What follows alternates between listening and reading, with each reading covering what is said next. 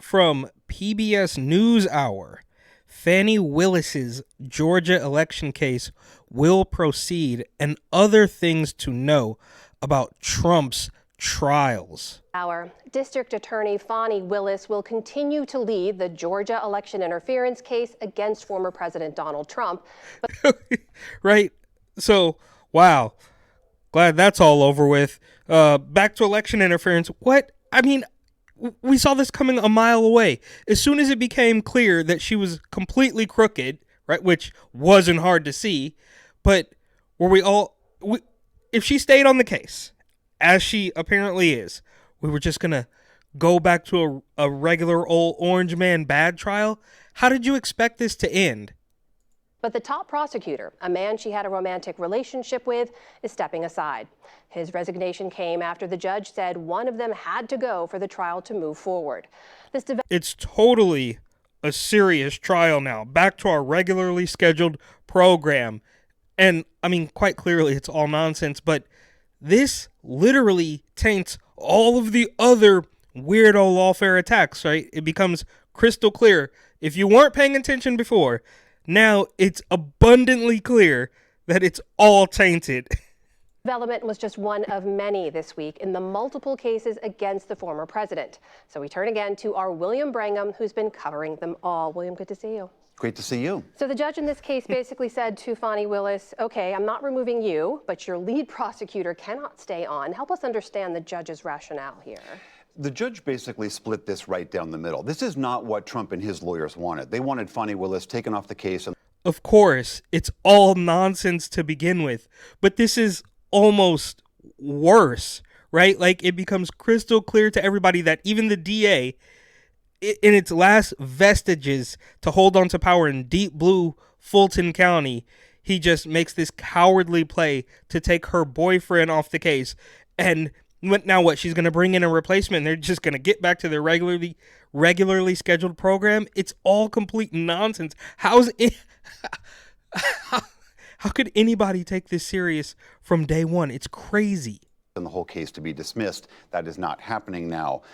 McAfee, the judge, Scott McAfee, was very critical of Willis and her behavior. He wrote that romantic relationship between her and, remember, her hand-picked prosecutor, Nathan Wade, created, quote, the appearance of impropriety and was a, quote, tremendous lapse in judgment.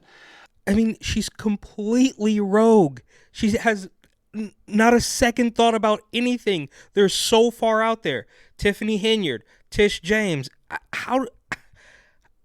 But he wrote that there was no apparent conflict of interest, which is what Trump and his allies had alleged.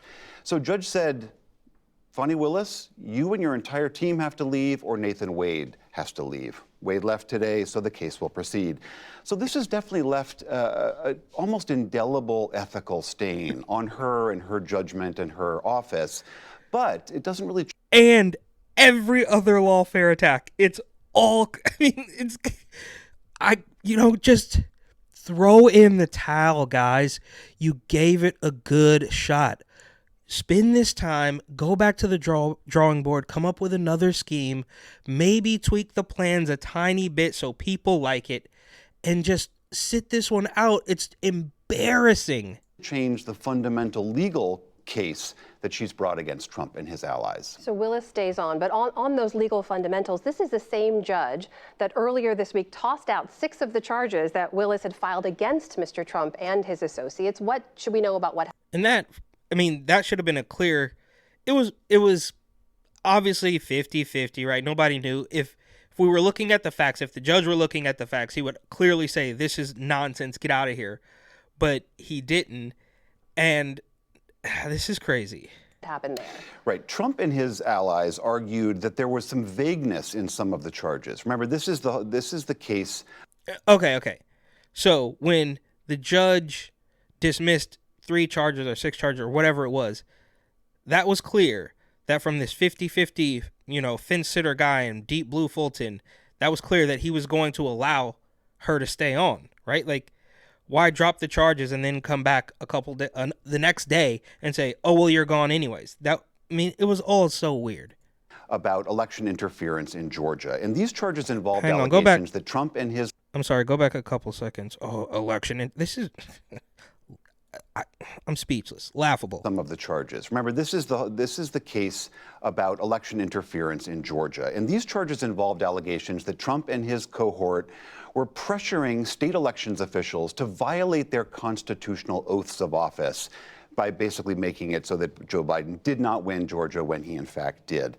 The judge agreed that there Okay, so they just say all of this so short, like, these are lizard people. They think, I'm genuinely curious, right? Like, how much do you have to get paid to do this? You could clearly see that it's all so corrupt, but he has to go, oh, election interference on PBS, right? State media. PBS, they do have a flag here, so PBS is an American public broadcast service. So, yeah, quite literal state media. was some of that vagueness, and he squashed 6 of those charges. That does leave 30 or something other charges that are part of this much vaster conspiracy indictment that she has brought against Trump and his allies, alleging this vast conspiracy to stop Georgia's votes going to Joe Biden. Mm-hmm. So that case will go forward, but there is no trial. So she brought a RICO charge for him because she claimed he tried to get to steal the. I mean, it didn't even work. It didn't work. He didn't do it. So you're just trial date set for that yet. Okay, I want to ask you. Right, like, even if what you're claiming, oh, he tried to steal the votes. Okay, he tried to steal the votes, but he didn't. You're going to sue him. You're going to take him down for life for attempted vote stealing. While, I mean, it really is.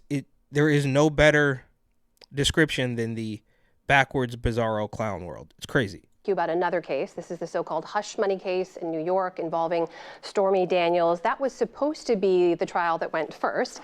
It's now been delayed another 30 days. What should we understand about what's happening? The Stormy Daniels hush money case. Like, what's happening here? Yeah, this one really was a bit of a surprise. Just to recap, this is the case that was brought by the Manhattan District Attorney, Alvin Bragg, alleging that Stormy Daniels was this former adult actress. She was going to bring a story to light back in 2016 during. I mean, this is obviously Hollywood level stuff. And then, of course, E. Jean Carroll, the crazy cat lady. Maybe they'll get to her, but it's laughable. How do you? It literally does take the entire media apparatus to bombard the public with very similar headlines, because as soon as you look, even in the left-wing corrupted media, they typically will get to the truth somewhere in the article all the way down, like as a little caveat, so they can say, oh, look what we said. But my point is, if you take even a tiny look past the headline, you will realize that all of these am I missing something? Am I the crazy one? This is so obvious. In the campaign, Trump's fixer Michael Cohen paid her $130,000 to stay quiet about that. That trial. Okay, I mean, Trump paid a porn star back in the day to stay quiet, and that's illegal. So you owe us 600 million, billion, trillion. They just make this stuff. I mean, the corruption is just so clear. You got bad at it, right? They overplayed the hand. They got too greedy. I mean, dude, you gotta moonwalk this stuff. It's crazy. That's why you're losing. Everybody sees it. And that the allegation that they fudged their financial records to hide that payment, that was supposed to start a week from Monday, but now this 30-day delay. Why was that delay? It's suddenly because they are now receiving hundreds of thousands of pages of evidence from federal prosecutors in New York. This was part of their 2018 case against Michael Cohen for financial crimes. So the main question here is, why is it that it took federal prosecutors all this time to give up this evidence to the Manhattan DA? Well, because it's all fake, and it's crazy that this guy's even pretending it's serious. And to Donald Trump, because they were asked for this evidence, I believe it was almost a year ago.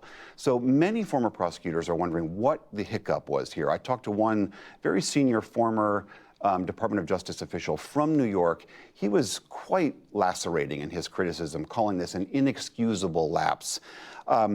Now, with this delay, that trial probably won't start till the middle of April. Okay. Meanwhile, down in Florida, another case Another there. trial. That is the Yeah. one involving former President Trump's What about this one? Okay, why is this one going to be another brick? handling of classified documents. Trump team this week tried to get that case thrown out. The judge dismissed that. What did she rule? This is Judge Eileen Cannon. This is the classified documents case that's alleging that Donald Trump basically held all of these classified documents, lied about them, and then obstructed justice in that investigation. Trump and their team, they've been filing motions in all of their different cases. This is part of their strategy to push all of these trials off as long as possible, to delay. I mean, you have to just think about the level of corruption. How deep in are you to lawfare 4, 5, 6, whatever, how many cases, charges? Like, what is at stake for you to go that hard in? Like, when is the last time any of those people have mentioned a policy outside of snatching guns and killing babies? I mean, we're on another planet, bro. Them, push them even past the election. In this case, the judge ruled that one of their motions was inexcusable. She said, I think the term was that it's extraordinary was the word she used. She did leave open the possibility that that motion could be brought back up during trial, but for now, she seemed to express a great deal of skepticism towards the Trump's arguments. So this case is still a very, very long ways away, probably not going to happen before the November election. William Brangham. Oh, well, that's too bad. This fifth case isn't going to happen until after the election.